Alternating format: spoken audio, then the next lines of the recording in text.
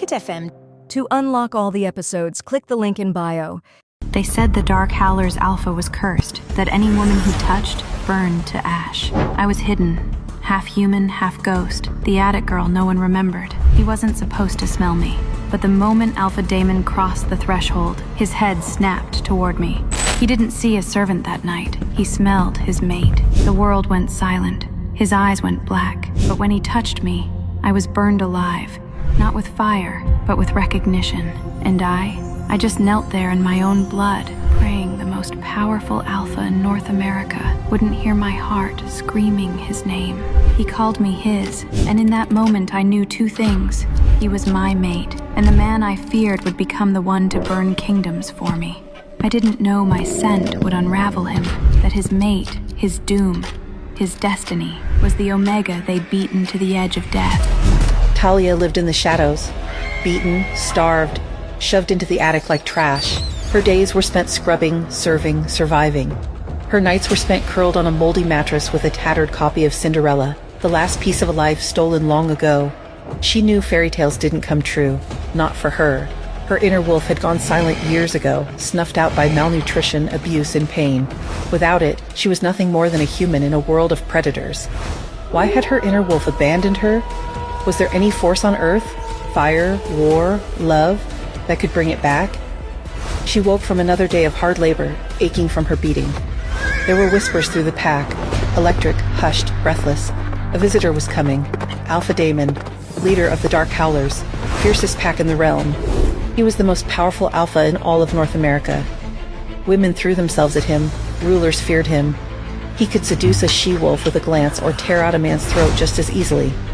Damon was untouchable. He scorned the idea of love, rejected every political match. Not a single potential bride, despite the many presented, could win his affection. None were worthy of being his Luna, the proud she-wolf to rule by his side.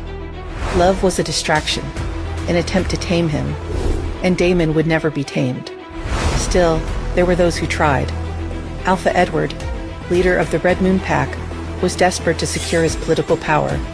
He invited Damon to meet his daughter, Princess Marcy, beautiful, cunning, cruel.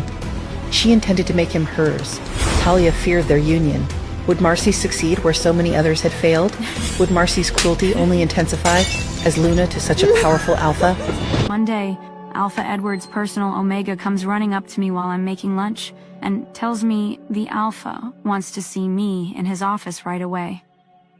I drop what I'm doing and hurry to his office. I knock on the door quietly in case he's busy. Come in, He calls from inside. I pull open the door and peek inside. You called for me, Alpha? I asked as quietly as possible. The easiest way to get away from him is to use as few words and ask as few questions as possible. Don't just stand there, come in. He snarls. I rush inside and close the door behind me. I stay as close to the door as possible in case I need to make a run for it. Talia, we have a delegation coming from the Dark Howlers pack next week. 20 wolves in total. All of their ranked members, their mates, the heads of their security and guards, and security detail for all of them. If all goes well, we'll be forming a pact with them. They must be treated with the utmost respect and courtesy. Bring lunches to the conference room every day, and make a formal dinner every day next week. Keep their pantry stocked and stay out of the way. Got it? I look up from under my hat, still keeping my face low enough that he can't see my eyes. Yes, even after almost 2 months, he still hasn't noticed that I have purple eyes. Or if he has, he hasn't pointed it out. He also hasn't said anything about my silver hair, which is just fine with me. Yes, sir. Everyone will be here on Monday. Except for the Alpha, who's coming Tuesday. We'll be having a party after dinner to welcome him. Make sure there is enough food for the party. Give George the information for the additional food you need to make. Do you understand? Yes, sir. Good. We need to keep the Alpha happy. If not, I won't hesitate to let him harm you. Do you understand? He stands up with his hands on the desk, looking very intimidating. Yes, sir. Now get out of my sight. He points to the door behind me. I scramble out of the room as fast as possible to find George. George is in charge of ordering supplies for the pack house. He should be in his office right now. My mind is already churning through the special foods to make, and the groceries I need for them. I also need extra supplies for the guest suite pantries. I wonder what kind of foods the Dark Howlers pack likes. Dark Howlers is the largest pack in the northern region, with my pack, Red Moon, being the second largest. Alpha Edward says Dark Howlers is vicious and strict. Most of their pack has served in the military at one point or another. They employ dark magicians and witches to help them keep power over neighboring packs. I wonder if they're going to bring any dark witches here. I hope not. I also hear their Alpha expels pack members who fail training tests because he doesn't want weak wolves in his pack, a guy I don't want to cross paths with. I get to George's office and knock on the door. I can hear noises coming from inside, but he doesn't answer. I knock a little louder. What the hell? He has to know I'm here. He knows my scent. Just tell me to come in already. I don't like this guy, Talia. He's creepy. He stares at you. Well, we don't have a choice but to work with him, Sylvie. He's the money. Ugh, fine, but let's make it quick. I knock again, more impatiently this time. What is it? He finally growls from inside. I open the door to find there's a female wolf sitting on his desk. She hides her face in his chest. I can't see who she was, but there is no denying whose scent it is. George is not wearing any pants and he is sweating. Get the hell out, Talia. I'm busy here. I stand there wide-eyed, jaw slack for a moment. I can't be seeing this. George is having a fun time in his office with Luna Layla. Get out, Talia. He yells louder. I come to my senses and slam the door closed. I run back to the kitchen as fast as I can. I can feel the drip of sweat down my face. If anyone finds out what I just saw, I am finished. Sylvie thinks it's hilarious. She laughs in my head throughout lunch preparation. I'm just trying to erase the scene from my mind. I'm about to take the platters out to the dining room when George comes charging into the kitchen. He makes a beeline for me and grabs me by the throat, pinning me against the wall. He hauls back his fist and punches me square in the face. I can't answer. I can't even nod. Suddenly, I feel like I'm falling backwards in my mind. I blink quickly a few times. It feels like I'm looking out of someone else's eyes. Let her go. The voice comes from me, but it isn't my voice. It's Sylvie. Her voice booms and sounds almost ethereal. The dishes on the counter shake as she growls deeply at George. I watch helplessly as my hands glow violet and grab George's wrists. As I grab him, his eyes widen in fear, and he starts howling in pain. A sizzling sound comes from where my hands connect with his skin. He quickly releases my neck, and we both fall to the ground. How are you doing this? What are you, Talia? I stand up, feeling much taller than my 5-foot-tall frame. Sylvie's voice booms from me. I am a warrior child of the moon goddess. And if you tell anyone what has happened here today, I will make you suffer. George scoots back on his backside away from me, wide-eyed, then clambers up and runs away as fast as he can. Suddenly, I come back into my normal state of mind, and I fall back to the ground, exhausted.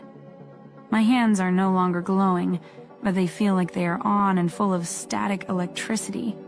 Sylvie, what was that? I couldn't help it. He was threatening you. Okay, but what was with the glowy purple burnt hands thing? That's not normal. Talia, we've been through this. You are a child of the moon goddess. You are special. There is more too, you will see, after we shift for the first time. Until then, I'm not strong enough to show you. Besides, it isn't like I hurt him badly.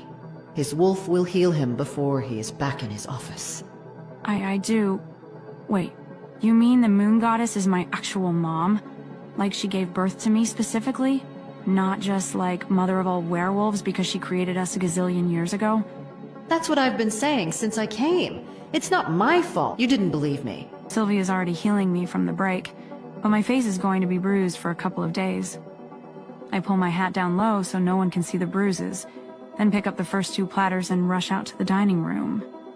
Okay.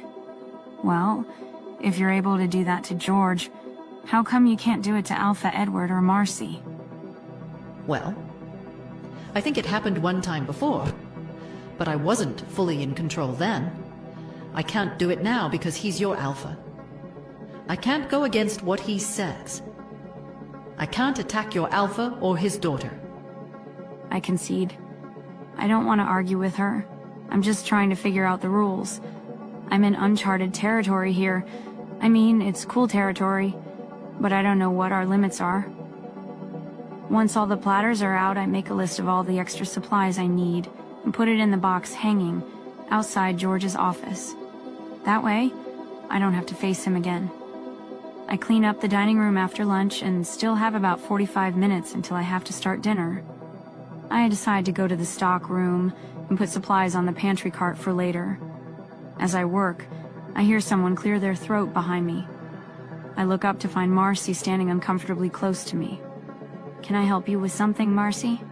I try to swallow the panic that instantly builds in my throat. Talia, I just wanted to say, when I'm in control of the pack, you won't be treated the way you are now. Marcy, please stop. I put my hands up and push lightly against her to get her to move, but she's stronger than me and doesn't budge. I look up at her to see an evil grin distorting her face. I see the way my dad treats you, Talia. You never complain. You just take it. She moves closer, breathing deeply until she's fully pressing herself against me. I bet you like it when he does it, don't you? What? There is no way I heard her right, did I? Marcy, I do not enjoy what your father does to me, and you're no better standing there watching him, instead of stopping him. I can feel tears stinging the corners of my eyes as she slips an arm around my waist. I cannot believe this is happening right now. Don't lie to me, Talia. I do like men, but I can't deny your scent does something to me no man ever can. The way you beg before my father turns me on, it makes me crazy to think about what I'll do to you if I find you alone. I can't wait to get my hands on you. I want to hear you moan with pleasure when I am with you. I want you on your knees so I can whip you instead of him. I want you to be my toy, Talia, not his. I turn my mind off, just like her father beat me within an inch of my life. My mind cannot be present for what is happening to me. She finally gets off me and I fall to the floor. She tears the back of my shirt open and strikes with her claws on my back as if to mark me as her property. I lay on the floor of the supply room crying. Get up, Talia. I said get up. You're better than this. You will survive this. I want to leave this world, Sylvie. I can't do this anymore, I can't. You can, and you will. You will find your mate soon enough and things will change, I promise. How can you be so sure? Glowy, burning hands are not your only gift. I get up, find an old cardigan in the back of the stock room and put it on. I go back to my room to find new clothes before making dinner. The next 4 days go without incident, unless you consider the fact that I have visited the roof several times recently, contemplating my existence. Each time I stand with my toes at the edge and stare down from the 4-story building. I can't bring myself to do anything except cry and go back to my room. I can't do it to Sylvie. I can't take her life because I want to take mine. Sunday after dinner service, I see Luna Layla in the hallway while I'm refilling pantries. She quickly approaches me and grabs me by the arm. She extends her claws into my bicep, drawing blood. Talia, if you tell anyone, and I mean anyone, what you saw in George's office, I will make you suffer, she says in a low, threatening tone. You too, lady. I'm fed up. Does she want to bully me? Okay, fine. I lift my hat and let my violet eyes look directly at her. She gasps at the unusual sight. Luna, it would be a relief, and I would welcome it. You don't know or care how I'm treated by this pack, including by your husband, your daughter, and your lover. Tears choke up my throat. I cannot take any more punishment from anyone else. I'm at my wit's end. If she takes my life right here in this hallway, it would be a relief. I'm sorry, Sylvie. I just can't do it anymore. I say to my angel as I stare down Luna Layla. She doesn't respond, She shuts our mind link and crawls into the corner of my mind. Luna, Layla pushes me away. Insolent child. You should be grateful for your life. The Alpha will hear about this. I'm not grateful for this life, Luna. And if you think I should be, you are part of the problem. If you want to tell the Alpha about this incident, I'm more than happy to tell him what instigated it. She stares at me with pure anger and hatred before walking away, without a word. I guess fate has other plans for me. I stand in the hall for a few minutes to see if she is coming back, but she doesn't. I'm certain she is going to sabotage me. Maybe she's going to smother me in my sleep or just stab me straight in the back. Either way, I was serious when I told her I welcome her. I finished pantry duty, making sure everything is set in the guest rooms. I had George order bouquets for each of the suites as an extra touch. In the guest Alpha suite, I also added a bottle of champagne. If this is the last thing I ever get to do, I want it to be something that makes someone else happy. It is almost 1:30 in the morning before I plop into my bed, totally exhausted. It has been a day. If Luna Layla has anything to say about it, it will probably be my last. Sylvie is exhausted too. She stopped sulking long enough to tell me she needs me to shift. But I can't. I have no time or energy. I keep promising her I will, but I feel like I've broken that promise. I float off to the sounds of her whimpering in my head while I cry into my pillow. To my surprise, my alarm wakes me in the morning. Sylvie makes me promise to hang on for one more day. We go through the motions of the life I hate. While I'm getting ready, I look in the mirror to find my hair is completely silvery now. I tuck it into a bun to try to avoid people noticing it. The delegation from Dark Howlers arrives in the early afternoon. They are all tall and intimidating, with tattoos and big muscles. Some of them have visible scars on their arms and faces. They wear matching business attire or security uniforms. Luna Layla directs them to the sitting room while I quietly bring in pitchers of water and iced tea for them to drink. I was doing my best, trying not to be noticed, and one of the women calls me out. You there, Omega? She says abruptly. I look around and realize she is speaking to me. For everyone. Maya, of course, right away. Luna Layla says quickly, then nods her head to me. I rush to the cellar and pull out 2 cases of napkins and glasses. I prep the drink service cart and head back to the sitting room. I open 3 bottles, leaving the rest for them to do as they wish, and then I back out of the room so I can start preparing dinner. The rest of the day goes without a hitch. The guests seem pleased with dinner. In the evening, I go to each guest suite to make sure everyone is happy with their accommodations. A couple of people ask for more bags of chips or soda, but on the whole, everyone seems satisfied. The last door is the Beta's room. Maya opens the door, looking much more relaxed than earlier. She has a large tattoo of a rose and dagger on her forearm. Her dark hair is still pulled back, but she isn't wearing makeup. I can see now. She looks only a few years older than me. I can hear her mate inside talking on the phone. Thanks for checking on us. Everything is wonderful. The flowers are a beautiful touch. You have good taste. She smiles at me. I bow to her slightly, then turn to leave. Wait, what's under your hat? I stop in my tracks and turn around. I'm sorry, ma'am, I ask. I feel the blood drain from my face. Your hat. Why is it so low? What are you trying to hide? Come closer. I come closer and slowly take off my hat, keeping my eyes to the ground. My silver hair cascades down my back. It is embarrassingly greasy and visibly dirty. I feel myself blush. Oh, I see, she says with surprise in her voice. Now, don't be disrespectful. Always look me in the eye when I speak to you. I look up at her. The light from her room shines right into my eyes. She looks at me blankly for a moment, trying to process what she's seeing. What are you? A hybrid? No, ma'am. The pack doctor did tests, but he doesn't know why it happened. He thinks it must be a transformation related to my wolf getting ready to wake up. I mean, it's not a lie. It's just not the whole truth, right? How am I supposed to tell a stranger that my wolf says that I'm the moon goddess's actual daughter, and that is why I have silver hair and violet eyes? She grabs my chin and pulls my face closer to hers, inspecting closely. And does the pack doctor know that someone has broken your nose recently? You still have bruises. I'm not going to elaborate or implicate anyone in this conversation with someone I do not know. Who's at the door, Maya? Just the Omega assigned to us, Caden?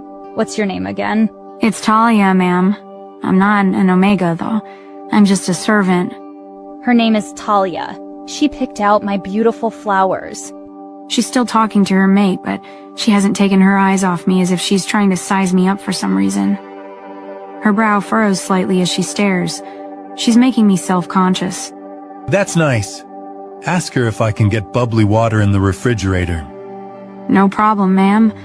She and I share a smile at bubbly water. I will bring it shortly and leave it at the door.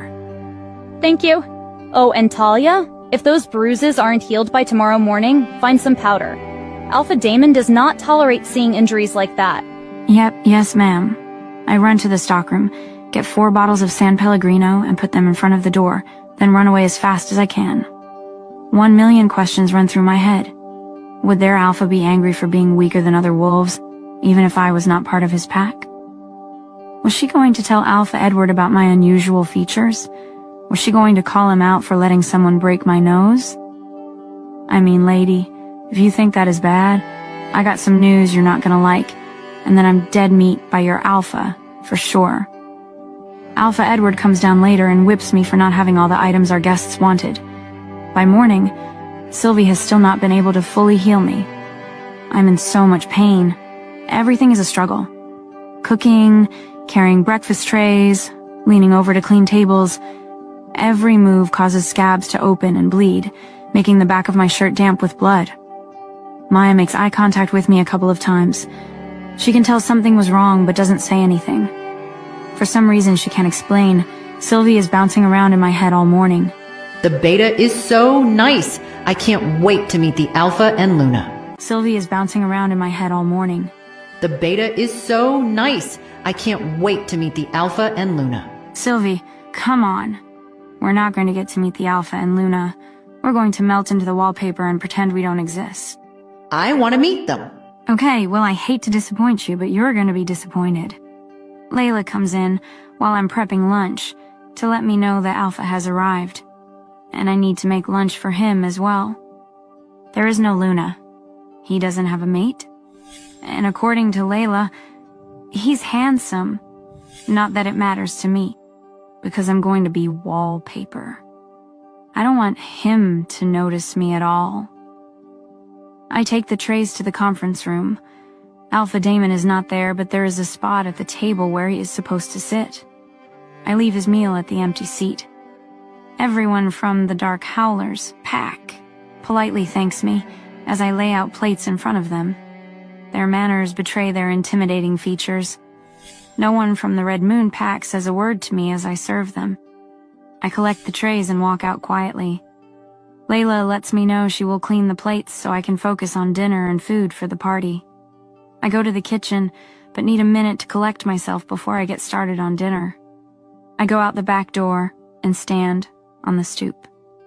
In the distance, I don't recognize him. It must be the Alpha from Dark Howlers. He is too far away from me to see his actual features, though.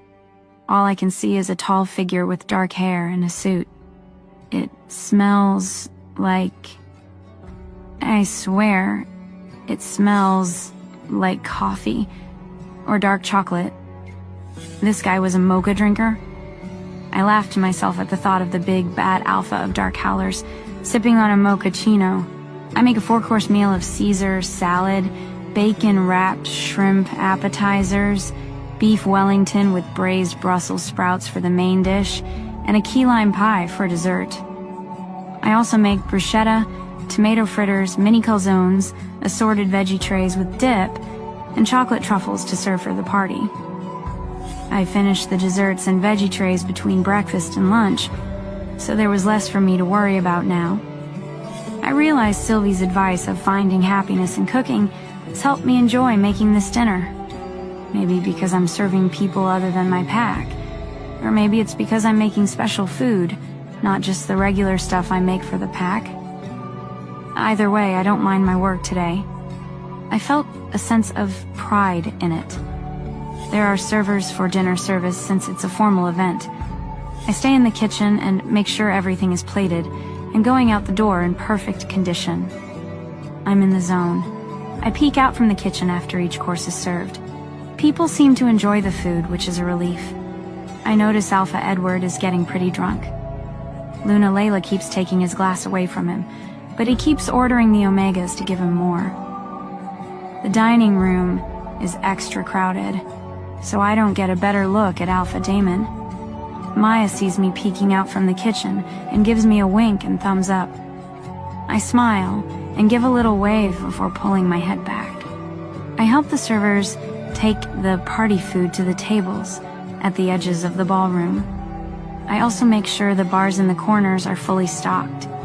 The DJ is finishing setting up, and colorful lights are sliding across the floor. Party balloons and streamers are hanging all over the place. The first few guests are starting to wander in, which is my cue to duck out the back door. Luckily, the dinner servers will clean up the dinner service tonight, which gives me extra time to restock pantries. I head upstairs to the stockroom and load the cart up. I'm humming to myself as I go from room to room. I feel an odd sense of calm as I go. You're in a good mood. I guess. I'm not sure why, though. My back and feet still hurt. Well, I'm happy that you're happy, for once. This version of you is pretty cool. Thanks, Sylvie. You're not half bad yourself. I finished stocking the ranked pack members' rooms on the 4th and 3rd floors. Then I head to the 2nd floor where the guest suites are. The cleaning staff has cleaned everything. I just need to restock the toiletries, pantry items, and refrigerators. I make quick work of the rooms. I remember to stock the Beta's room with more bottles of San Pellegrino, refresh the flowers, and leave a little tent card with a handwritten smiley face on the kitchenette counter. It's almost midnight now. Everyone is still in the ballroom partying. I close the door to the Beta's suite and move to the Alpha's suite door. It's the last room left for the night. I know he's at the party too, but I knock first, just in case. I lean my ear against the door. I don't hear a reply. I slip the key card in the slot and open the door, but the moment I looked inside, my heart stopped, and I froze. Standing there was the most handsome werewolf I've ever seen in my life. Easily 6 foot, 6 inches tall, looked to be about 250 pounds of solid muscle with the broadest shoulders, but he wasn't alone. An icy blonde stood in front of him with her hands undoing his belt. The smell of coffee and dark chocolate filled the air, and my mind went hazy as I froze, seeing 2 piercing blue eyes staring back at me. "Stop!" he shouted. "Is this it? Is this the day I die?" I wondered. I was only doing my job, but that did not change the fact that I had witnessed something that should not have been seen. Before I could move, he lunged forward and roughly pinned me against the floor outside the room with a low growl. He placed both hands on my shoulders, preventing me from escaping, put his face against my neck, and inhaled deeply. "Alpha Damon, is this Omega trying to steal something?" a guard said, seeing the struggle. "Get back," he snarled, flashing his large fangs. "Mine," he growled. Over his shoulder, I could faintly see Marcy staring daggers at me, and down the hall, I heard Alpha Edward shouting. "What a disaster," I thought. "They're all going to kill me." My head started swimming, and I felt even dizzier. Maybe I was finally dying. "Look what you've done, you little bitch!" Marcy yelled as she reached out to grab me, but she never touched me. Alpha Damon snarled, snatching her hand out of the air and snapping her wrist. Alpha Edward roared, "How dare you! This is war!" I watched them fight as if it was a dream. They looked as though they were moving in slow motion.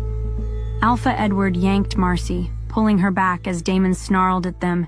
He was vicious, beautifully vicious. A guard tried to separate them as Beta Caden and Maya took defensive positions around Alpha Damon, and George lunged at Damon, but he was no match for the Alpha. Damon grabbed George by the throat and threw him into the wall as though her were a tiny pup, I almost laughed, but I was shaking all over, barely able to stand. But in the chaos, I managed to crawl away and slink down the stairs. I looked around to see if anyone noticed me, but they were all too busy arguing. I looked down to see blood running down my legs, dripping onto the floor. I started to lose consciousness, and then I heard it. The most guttural, ear-shattering roar. Where is she? Where is who, Alpha Damon? Where is my mate? Is it possible? Is Talia truly Damon's fated mate? What will Damon do to protect her? Will their bond ignite a war between the two most powerful packs in the Order? Will any of them leave Red Moon territory alive? To listen to the full audio series, install the Pocket FM app now. Pocket FM. Download the app now. Pocket FM. To unlock all the episodes, click the link in bio.